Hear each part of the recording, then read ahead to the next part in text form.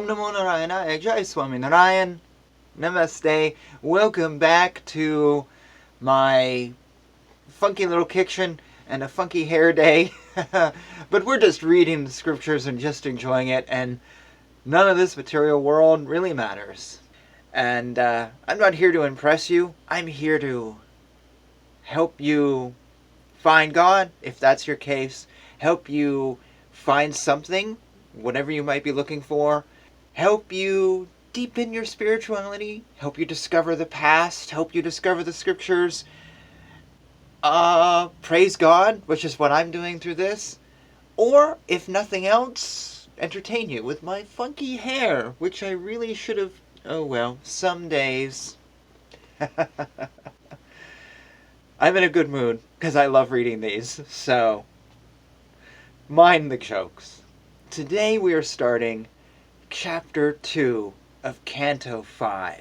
And I'm in a good mood, because I've been really enjoying reading Canto 5, but this is such a great text. It's really a fun text. I love it so much. And so, Chapter 2 is called The Activities of Maharaja Agnidhra. Sri Sukadeva Goswami continued his story.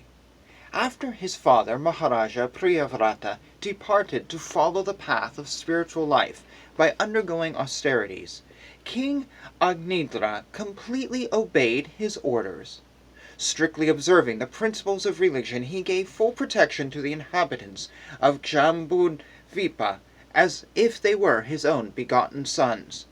Desiring to get a perfect son and become an inhabitant of Pitraloka, Maharaja once worshipped Lord Brahma, the master of those in charge of material creation. He went to a valley of Mandara Hill, where the damsels of the heavenly planets came down to stroll. There he collected garden flowers and other necessary paraphernalia, and then engaged in severe austerities and worship. Understanding King Agnidra's desires, the first and most beautiful created being of the universe, Lord Brahma, selected the best of the dancing girls in his assembly, whose name was Parvasiti, and sent her to the king. The Apsara sent by Lord Brahma began strolling in a beautiful park near the place where the king was meditating and worshipping. The park was beautiful because of dense green foliage and golden creepers. There were pairs of varied birds, such as peacocks, and in a lake there were ducks and swans, all vibrating with sweet sounds. Thus the park was magnificently beautiful because of the foliage, the clear water, the lotus flowers, and the sweet singing of various kinds of birds. As Parvasiti passed by on the road, in a very beautiful style and mood of her own, the pleasing ornaments on her ankles tinkled with every step. Although Prince Agnidhra was controlling his senses, practicing yoga with open eyes, he could see her with lotus-like eyes. And when he heard the sweet tinkling of her bangles, he opened his eyes slightly more and could see that she was just nearby. Like a honeybee, the Apsara smelled the beautiful and attractive flowers. She could attract the minds and vision of both humans and demigods by her playful movements, her shyness and humility, her glances, the very pleasing sounds that poured from her mouth as she spoke, and the motion of her limbs. By all these qualities she opened for Cupid, who bears an arrow of flowers, a path of oral reception into the minds of men. When she spoke, nectar seemed to flow from her mouth. As she breathed, the bees, mad for the taste of her breath, tried to hover about her beautiful lotus-like eyes. Disturbed by the bees, she tried to move hastily, but as she raised her feet to walk quickly, her hair, the belt on her hips, and her breasts, which were like water jugs, also moved in a way that made her extremely beautiful and attractive. Indeed, she seemed to be making a path for the entrance of Cupid, who is most powerful. Therefore the prince, completely subdued by seeing her, spoke to her as follows. "O best of saintly persons, who are you? Why are you on this hill, and what do you want to do? Are you one of the illusory potencies of Lord Vishnu? You seem to be carrying 2 bows without strings. What is the reason for carrying these bows? Is it for some purpose of your own, or for the sake of a friend? Perhaps you carry them to kill the mad animals in this forest. Then Agnidhra observed the glancing eyes of Pravasiti and said, "My dear friend, you have two very powerful arrows, namely your glancing eyes. These arrows have feathers like petals of a lotus flower. Although they have no shafts, they are very beautiful, and they have very sharp, piercing points. They appear very peaceful, and thus it seems that they will not be shot at anyone. You must be loitering in this forest to shoot those arrows at someone, but I cannot understand whom. My intelligence is dull, and I cannot combat you. Indeed, no one can equal you in prowess, and therefore I pray that your prowess will be for my good fortune." Seeing the bumblebees following her, Maharaja continued, "My dear lord, the bumblebees surrounding your body are like disciples surrounding your worshipful self. They are incessantly chanting the mantras of the Samaveda and the Upanishads, thus offering prayers to you. Just as great sages resort to the branches of Vedic literatures, the bumblebees are enjoying the showers of flowers falling from your hair. Oh, Brahmana, I can simply hear the tinkling of your ankle bells. Within those bells, titri birds seem to be chirping amongst themselves. Although I do not see their forms, I can hear how they are chirping. When I look at your beautiful circular hips, I see they are the lovely color of kandama flowers, and your waist is encircled by a belt of burning cinders. Indeed, you seem to have forgotten to dress yourself. My dear Brahmana, your waist is very thin, yet with great difficulty you are carrying two horns to which my eyes have become attracted. What is filling those two beautiful horns? You seem to have spread red powder upon them, powder that is like the rising morning sun. O most fortunate one, I beg to inquire where you have gotten this fragrant powder that is perfuming my place of residence. Oh, best friend, will you kindly show me the place where you reside?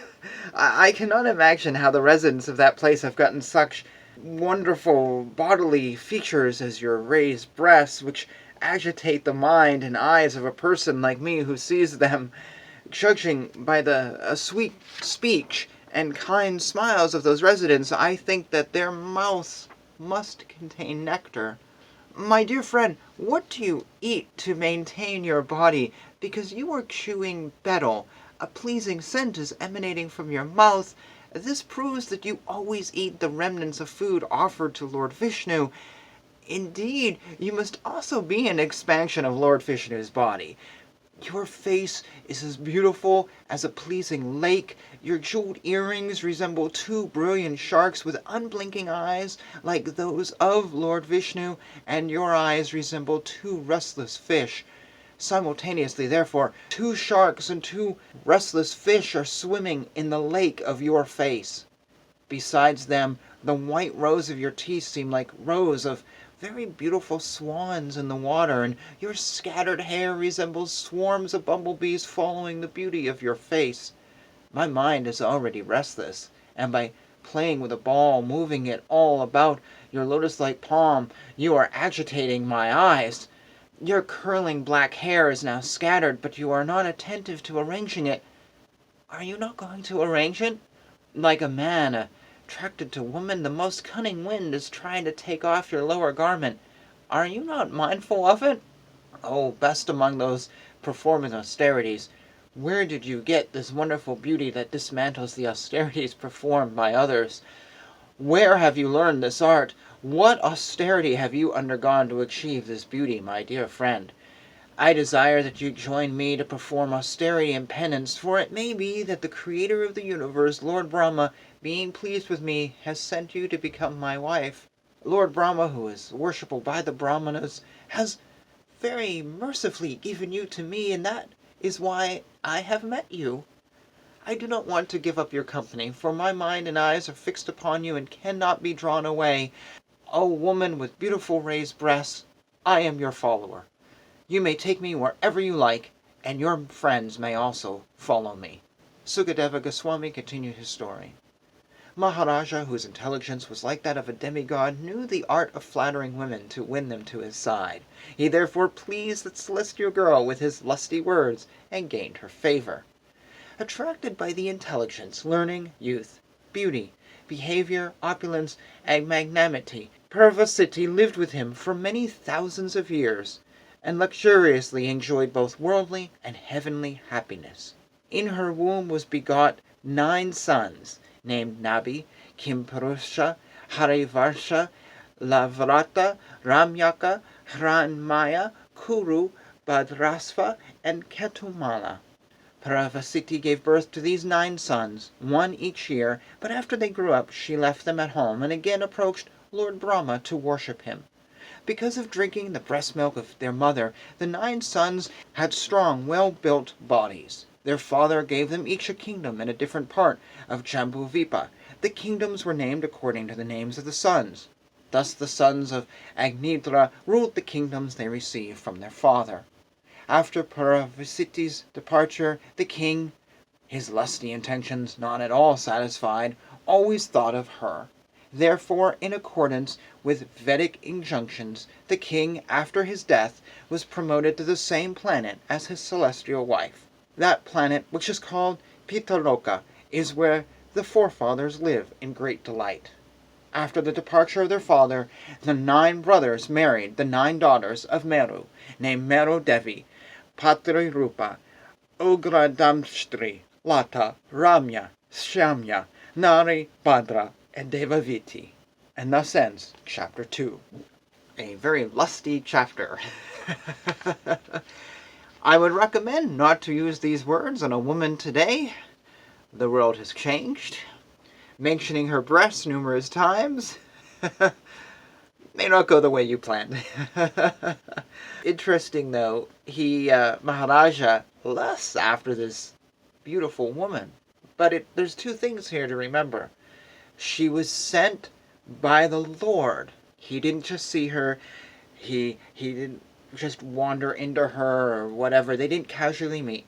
She was selected as the best of the dancing girls in the assembly.